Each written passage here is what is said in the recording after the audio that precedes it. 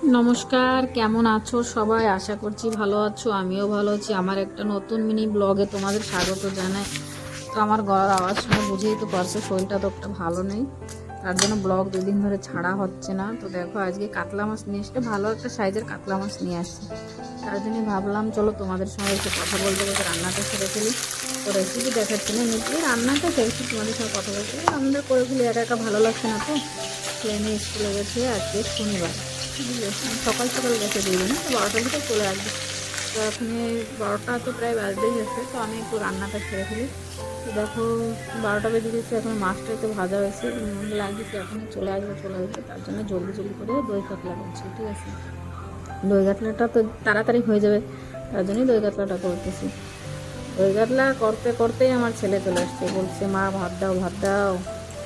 তো এখন এই বলতেছি, তো ঠিক আছে দাঁড়া, 5 মিনিট হয়, আমি এখনই দিচ্ছি।